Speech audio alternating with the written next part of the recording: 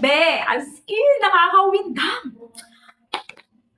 Akala ko kasi yung isa lang, yung nag-price down. Pati din pala siya. Bumagsak din yung presyo niya. As in talaga.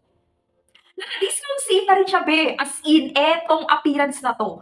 Again, Ismael again. Pero etong appearance, be, nag-price down din.